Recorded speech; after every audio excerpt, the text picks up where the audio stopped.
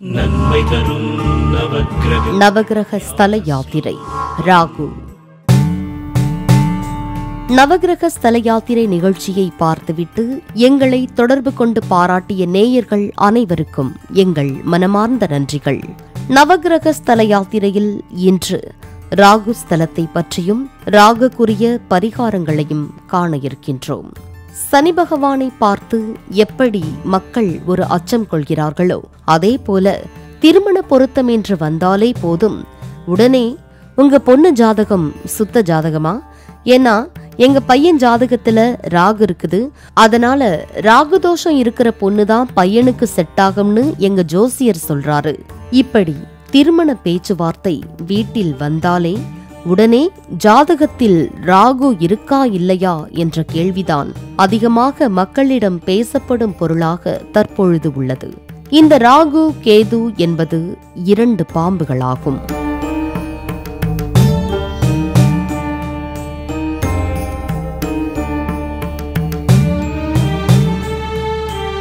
பொதுவாக பாம்புகளை தெய்வமாக வழிபடுவதும் அதே போல புற்றுக்கு பால் ஊற்றி வழிபடுவதும் பாம்புகளை அடித்தால் தோஷம் வரும் என்பதற்கும் காரணம் இல்லாமல் இல்லை.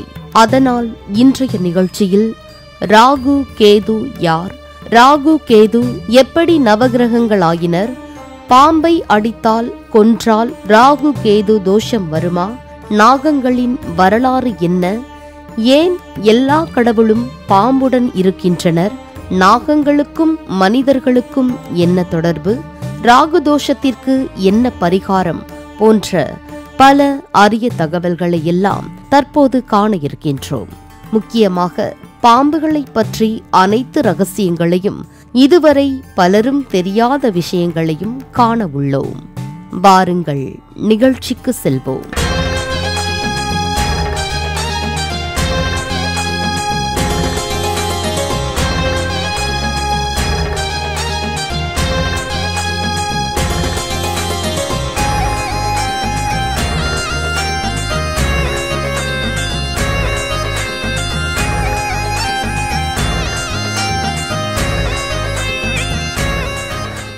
பொதுவாக இக்காலத்தில் பலருக்கும் இருக்கும் பிரச்சனை திருமண தடை, குழந்தை பாக்கிய தடை, கடன் பிரச்சனை, பூர்வீக சொத்தில் பிரச்சனை, கணவன் மனைவிக்குள் கருத்து வேறுபாடு எல்லாம் தான் இன்று அதிகப்படியாக காணப்படுகிறது. இதற்கெல்லாம் தீர்வும் தெரியாமல், காரணமும் புரியாமல் பலரும் வழி தெரியாமல் வாழ்ந்து வருகிறார்கள். அவர்கள் அனைவருக்கும் இந்த நிகழ்ச்சி நிச்சயம் நல்ல தீர்வாக இருக்கும் என நம்பலாம். அதனால் ஒரு நிமிடம் கூட தவறவிடாதீர்கள். தமிழகமும் நாக தேவதைகள் வழிபாடும். தமிழகத்தில் இன்றும் கிராமப்புறங்களில் எண்ணற்ற நாக தேவதைகளின் வழிபாடுகள் நடப்பதை பார்த்திருப்பீர்கள். குறிப்பாக நாகக்கன்னி, நாகாத்தம்மா, நாகமாரியம்மன் என இன்னும் பல பெண் தெய்வங்கள் தலையில் நாக குடையோடு இருப்பதை பார்த்திருக்கலாம். அது மட்டுமல்ல, மகாவிஷ்ணு பள்ளி கொண்டிருப்பது நாகத்தின் மேல்தான். ஈசனின் கழுத்தை அலங்கரிப்பதும் நாகம்தான். விநாயக பெருமானின் இடுப்பில் இருப்பது நாகம்தான். முருகப்பெருமான் காலருகே இருப்பது நாகம்தான். இப்படி தெய்வங்கள் எல்லாமே நாகத்தை வைத்திருப்பதற்கு காரணம் என்ன தெரியுமா?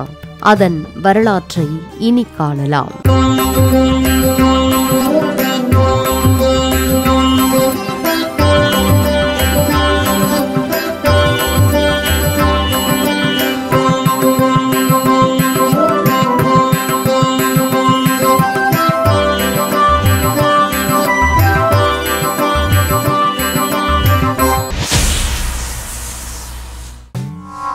நாகங்களின் வரலாறு. பிரம்மதேவர் உலகை படைக்கும் போது 84 லட்சம் யோனி பேதங்களோடு பல வகையான ஜீவராசிகளை படைத்தார். இதில் உயர்வான நிலை கொண்ட படைப்பு மனிதன்தான். இதற்கு அடுத்த நிலையில் இருப்பது நாகங்களாகும். ஆதி காலத்தில் உலகம் முழுக்க நாகங்களே பூமியை ஆட்சி செய்துள்ளன. மனித இனம் பெருக பெருக நாகங்கள் வாழ்ந்த இடம் அனைத்தும் மனிதர்களால் ஆக்கிரமிக்கப்பட்டு பின்னர் பாம்புகள் மறைந்து வாழும் நிலை உருவானதாம்.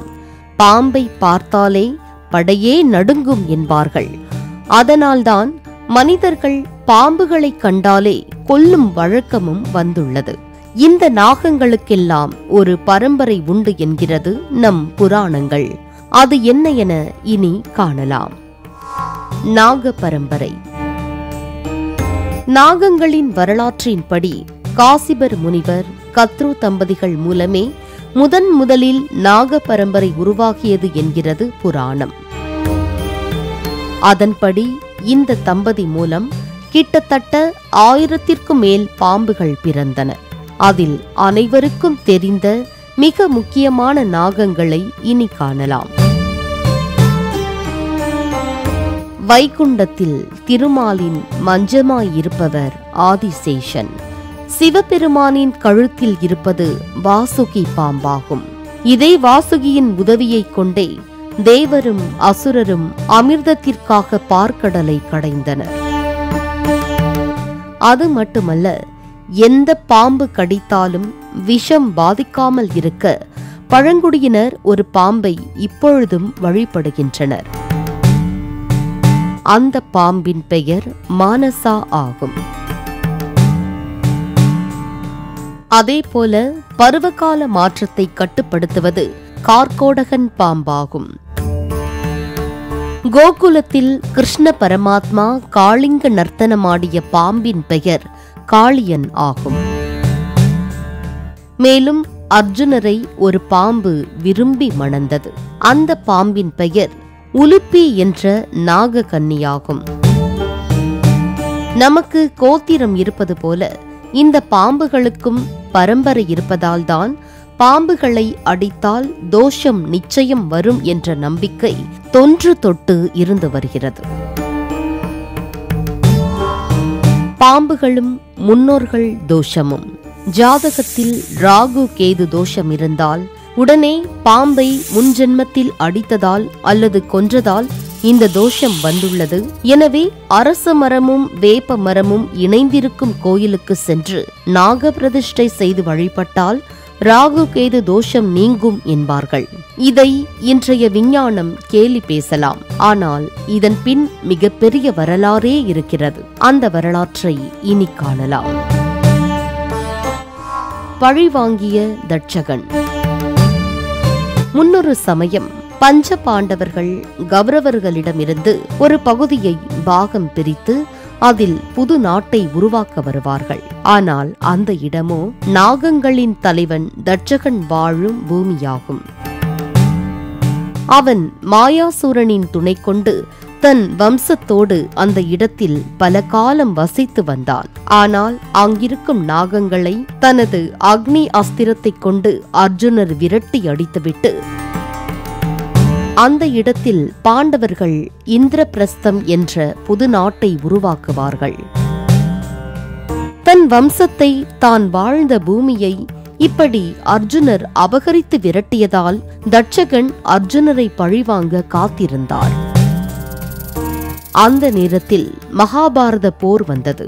அப்பொழுது துரியோதனன் பக்கம் நின்ற தட்சகன் கர்ணனின் அம்பில் அமர்ந்திருக்க அர்ஜுனரின் உயிரை பறிக்க நாகாஸ்ரம் அர்ஜுனரை நோக்கி அசுர வேகத்தில் வந்தது.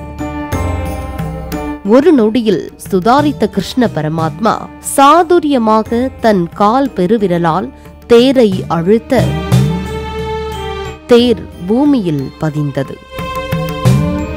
உடனே அர்ஜுனரும் நூலிழையில் உயிர் தப்பினார்.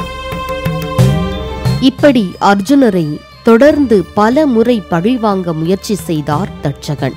ஆனால் ஒவ்வொரு முறையும் தோற்றதால், அர்ஜுனா, நீ தப்பினாலும் உன் பரம்பரையை கட்டாயம் பழிவாங்கியே தீருவேன் என்று சபதம் செய்தார் தட்சகன். அப்பொழுது காத்திருந்த அந்த காலமும் வந்தது. அர்ஜுனரின் பேரனான பரீட்சித் காட்டில் தவம் செய்து கொண்டிருந்த ஒரு முனிவர் மீது செத்த பாம்பை போட்டுவிட்டு செல்வார்.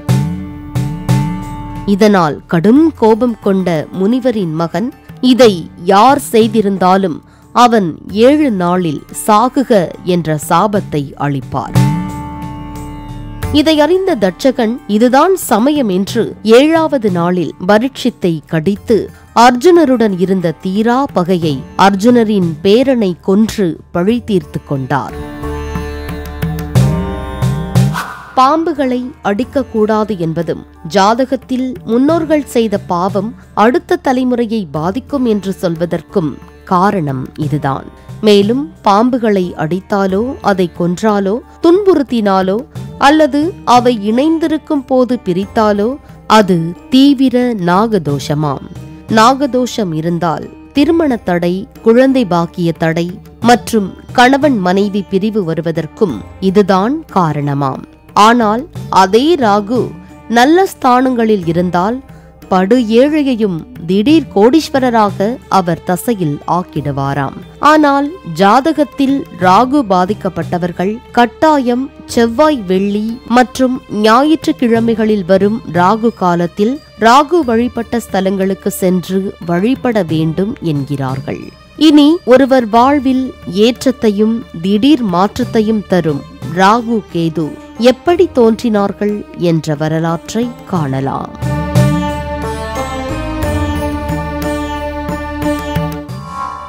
ராகு, கேது வரலாறும் தோஷமும். முன்னொரு சமயம் ஒரு சாபத்தின் காரணமாக இந்திரன் தனது சக்திகளை எல்லாம் இழந்தான். இதை அறிந்த அசுரர்கள் இந்திரன் உள்ளிட்ட அனைத்து தேவர்களையும் அடிமைப்படுத்தி கொடுமைப்படுத்தினார்கள். அதனால் மகாவிஷ்ணுவை சந்தித்த தேவர்கள் இதற்கு ஒரு தீர்வை தருமாறு வேண்டி நின்றனர். அப்போது மகாவிஷ்ணு பார்க்கடலை கடைந்து அமிர்தத்தை பருகினால் இரவா பெருநிலையை அடையலாம். அதன் பின் அசுரர்களை வீழ்த்துவதும் சுலபம். ஆனால் இதில் ஒரு சிக்கல் இருக்கிறது. இந்த பார்க்கடலை உடல் பலம் பொருந்திய அசுரர்கள் துணையின்றி கடைய முடியாது என்றார். அதனால் மகாவிஷ்ணு கூறியபடி ஒரு வழியாக அசுரர்களை சம்மதிக்க வைத்து பார்க்கடலை இருவரும் சேர்ந்து கடைந்தனர். அப்போது அதிலிருந்து காமதேனு, கற்பக விருட்சம், உச்சை சிரவஸ் என்ற வெள்ளை குதிரை, ஐராவதம் என்ற வெள்ளை யானை, பாரிஜாத மரம் எல்லாம் ஒன்றன் பின் ஒன்றாக வந்தன. இறுதியாக ஆலகால விஷம் வந்தது. அதை சிவபெருமான் அருந்தி மாபெரும் அழிவை தடுத்தார். கடைசியாக ஒரு வழியாக தன்வந்திரி பகவான் கையில் அமுத கலசத்தோடு வந்தார். இதை கண்ட அசுரர்கள் தேவர்களுக்கு அமிர்தம் கிடைக்கக்கூடாது என்ற எண்ணத்தில் எடுத்துக்கொண்டு ஓடினர். வரம் கிடைத்தால் சிவனின் தலையிலேயே கை வைப்பவர்கள் அசுரர்கள். இந்த அமிர்தம் உண்டு சாகா நிலையை அடைந்துவிட்டால் அகில உலகத்தையும் அடிமைப்படுத்தி அக்கிரம காரியங்கள் செய்வார்கள் என்பதால் திருமால் மோகினியாக அவதாரம் எடுத்து அந்த அமிர்தத்தை தேவர்களுக்கு மட்டும் கொடுக்க முடிவு செய்தார். மோகினி உருவெடுத்த திருமால் அசுரர்கள் இருந்த இடத்திற்கு சென்றார். மோகினியை கண்ட அசுரர்கள் அவள் அழகில் மயங்கி அமுதத்தை மறந்தார்கள். இதுதான் சமயம் என்று அசுரர்களிடம் பேசி தானே இருவருக்கும் சமமாக பங்கிட்டு தருவதாக கூறி அந்த அமுதத்தை மோகினி உருவில் இருந்த திருமால் வாங்கி இருவரையும் வரிசையாக அமரச் செய்து முதலில் அமுதத்தை தேவர்களுக்கு கொடுக்கத் தொடங்கினார். மோகினி மயக்கத்தில் இருந்ததால் அசுரர்களுக்கு மோகினியின் சூழ்ச்சி தெரியவில்லை. அதே சமயம் இதை கவனித்த ஸ்வர்பானு என்ற ஒரு அசுரன் மட்டும் தேவர்கள் போல உருமாறி சூரிய சந்திரர்கள் நடுவே அமர்ந்து அமிர்தத்தை பருகினான். இதைக் கண்ட சூரிய சந்திரர்கள் திருமாலிடம் கூற உடனே மோகினி அவதாரத்தில் இருந்த திருமால் தன் கையில் இருந்த கரண்டியால் ஸ்வர்பானுவை ஓங்கி அடிக்க அவன் தலை தனியே உடல் தனியே இரு துண்டாகினான். ஆயினும் அமிர்தத்தை உண்ட காரணத்தால் மரணமின்றி தலை தனியே உடல் தனியே கிடந்தான். அதனால் அவன் உடலுக்கு பாம்பின் தலையையும் தலைக்கு பாம்பின் உடலையும் பொருத்தினர். பாம்பின் உடலும் மனித தலையும் கொண்டவர் ராகுவானார். பாம்பின் தலையும் மனித உடலும் கொண்டவர் கேதுவானார். திருமாலிடம் காட்டிக் கொடுத்த காரணத்தால் கிரகண காலத்தில் சூரிய சந்திரர்களை மறைத்து அவர்களை ராகு கேது பழி தீர்ப்பதாக வரலாறு. ராகு கேதுவை சாயா கிரகங்கள் என்றும் நிழல் கிரகங்கள் என்றும் கூறப்படுவதற்கு காரணம் இதுதானாம்.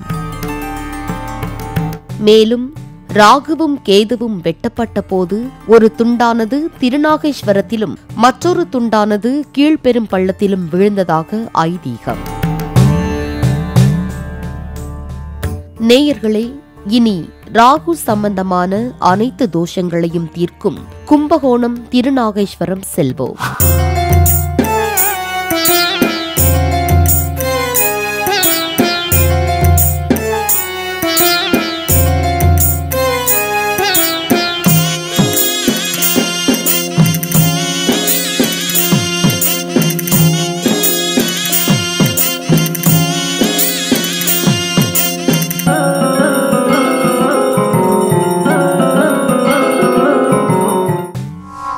ராகு பரிகார யாத்திரை. திருநாகேஸ்வரம் நாகநாத சுவாமி கோயில் தஞ்சை மாவட்டம் கும்பகோணத்தில் இருந்து 6 கிலோமீட்டர் தொலைவில் உள்ளது. திருநாகேஸ்வரம் கோவில் இது ராகு பரிகார ஸ்தலமாகும். ஆந்திராவில் காளஹஸ்தி கோவில் ராகு கேது தோஷ நிவர்த்தி ஸ்தலமாக இருந்தாலும் ராகுவிற்காக மிகவும் பிரசித்தி பெற்ற ஸ்தலம் தமிழகத்தில் திருநாகேஸ்வரம்தான். வானுயர்ந்த கோபுரம், அதற்கு சற்றும் குறையாத கொடிமரம், மிகப்பெரிய விசாலமான தீர்த்த குளம், எங்கெங்கு திரும்பினாலும் அழகழகான சிற்பங்கள். அது மட்டுமா, புராண வரலாற்றை அற்புதமாக விளக்கும் கோபுர சுதை சிற்பங்கள். இது மிகப்பெரிய ஆலயம்.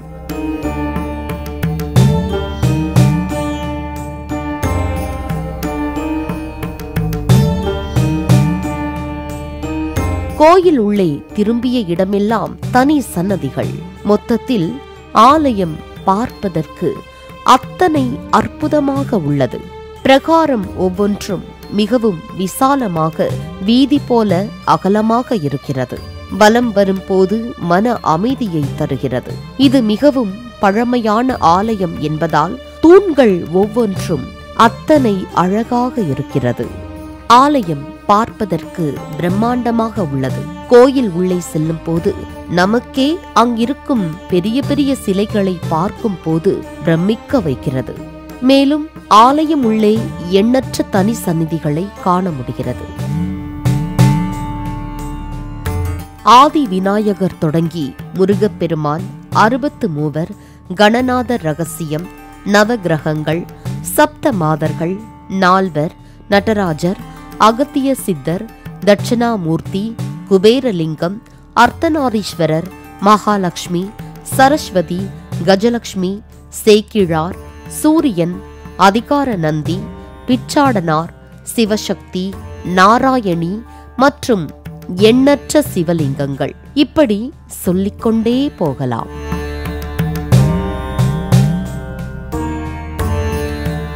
ராகு சம்பந்தமான அனைத்து தோஷங்களுக்கும் தமிழகம் மட்டுமின்றி அண்டை மாநிலங்களில் இருந்தும் கூட இத்தலத்திற்கு பக்தர்கள் வந்து வழிபட்டு செல்கிறார்கள்.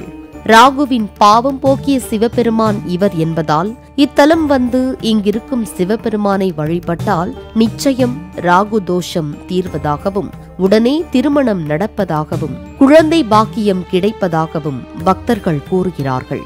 சரி, ராகு ஏன் இத்தலம் வந்தார்? அவர் செய்த பாவம் என்ன? அதை இனி காணலாம்.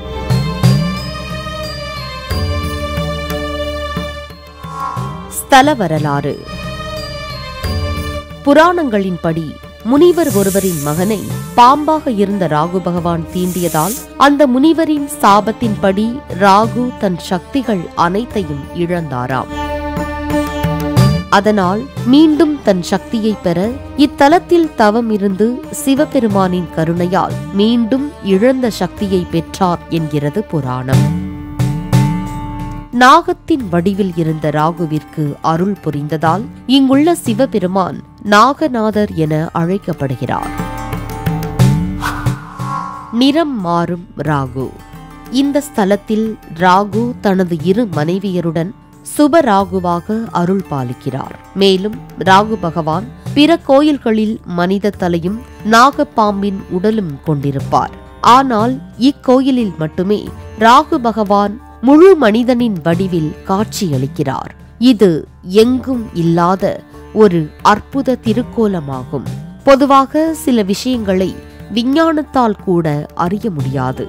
அப்படி ஒன்றுதான் இத்தலத்தில் நடக்கும் ராகு அபிஷேகமாகும்.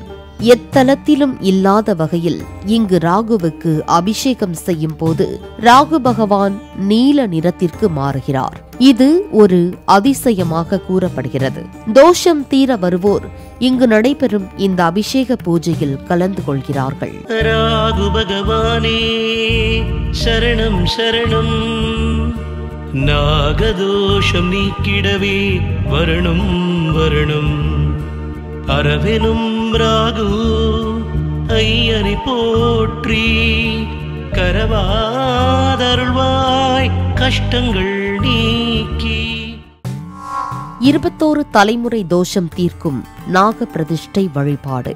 முன்னோர்கள் செய்த கர்ம வினைகள் 21 தலைமுறைக்கு வருமாம்.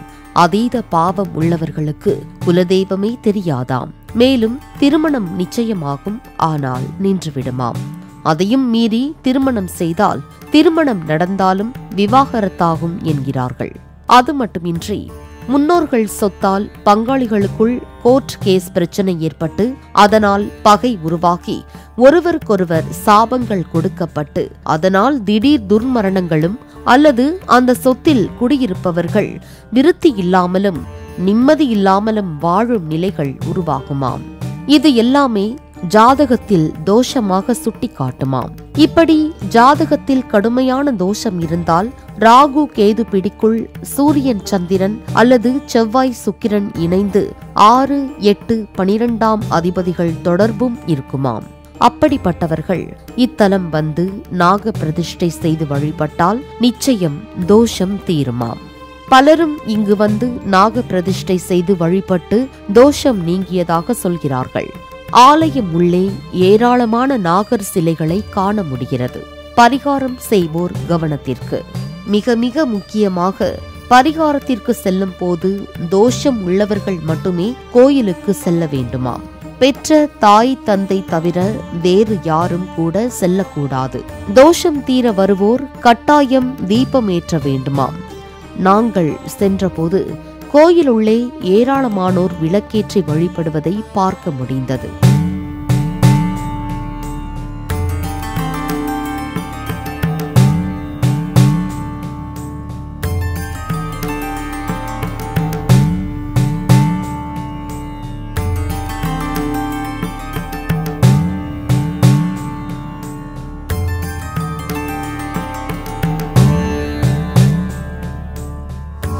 திருவிழாக்கள். இத்திருக்கோயிலில் ராகு கேது பெயர்ச்சியின் போது சிறப்பு பூஜைகள் விமர்சையாக நடைபெறுகிறது. அதேபோல ஒவ்வொரு ஞாயிற்றுக்கிழமைகளிலும் ராகுவிற்கு சிறப்பு அபிஷேகம் சிறப்பாக நடைபெறுகிறது. இது தவிர மகா சிவராத்திரி, மார்கழி திருவாதிரை, பங்குனி உத்திரம், கார்த்திகை பிரம்மோற்சவம் உள்ளிட்ட சமயங்களில் சிறப்பு வழிபாடுகள் கோலாகலமாக நடைபெறுகின்றன.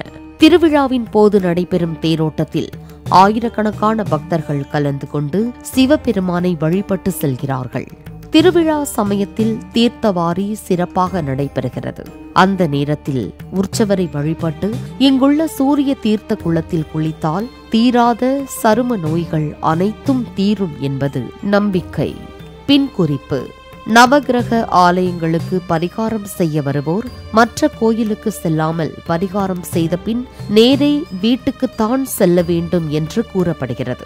மேலும் மூலவரை வழிபட்ட பின் பிரச்சனைகளுக்குரிய எண்ணிக்கையில் தீபமேற்றி வழிபட வேண்டுமாம். உதாரணமாக குழந்தை பாக்கியத்திற்காக வழிபட வந்தோர் 5 நெய் தீபம் ஏற்றி வழிபட வேண்டுமாம். அதேபோல தொழிலில் வெற்றி பெற வேண்டுவோர் 10 விளக்கெண்ணெய் தீபம் ஏற்றி வழிபட வேண்டுமாம். மற்றும் திருமணம் நடக்க 7 நெய் தீபம் பஞ்சு திரியில் ஏற்றி வழிபட வேண்டுமாம். விளக்கேற்றி வழிபட்ட பின் கட்டாயம் முடிவில் பசித்தவருக்கு அன்னதானம் செய்ய வேண்டும் என்கிறார்கள். தரிசன நேரம் காலை 6 மணி முதல் 12 மணி வரை, மாலை 4 மணி முதல் இரவு 8 மணி வரை. ஆலய முகவரி: அருள்மிகு ஸ்ரீ நாகநாதர் திருக்கோயில், திருநாகேஸ்வரம், தஞ்சாவூர் மாவட்டம் 612204. எப்படி செல்வது? கும்பகோணத்தில் இருந்து தென்கிழக்கில் காரைக்கால் செல்லும் நெடுஞ்சாலையில் 6 கிலோமீட்டர் தொலைவில் அமைந்துள்ளது திருநாகேஸ்வரம் திருத்தலம். கும்பகோணத்தில் இருந்து நகர பேருந்து வசதிகள் உள்ளன. தஞ்சை மாவட்டம் முழுவதிலிருந்தும் கும்பகோணத்திற்கு பேருந்து வசதிகள் உள்ளன. ரயில் மார்க்கமாக செல்வோர் தேய்பெருமாநல்லூர் ரயில் நிலையத்தில் இறங்கி அங்கிருந்து 2 கிலோமீட்டர் தொலைவில் ஆட்டோ மூலமாக இந்த கோயிலை அடையலாம். வாழ்வில் எப்பேற்பட்ட பிரச்சனையாக இருந்தாலும் அதற்குரிய ஆலயம் அறிந்து செல்லாதவரை மட்டுமே துன்பம் துரத்தும். ஒருமுறை கர்ம வினைகளுக்குரிய ஆலயத்திற்கு சென்று வந்தால் நிச்சயம் விதி மாறும், கஷ்டங்கள் தீரும். அதனால் நம்பிக்கையுடன் சென்று நாகநாதர் அருளை பெற்று மகிழுங்கள்.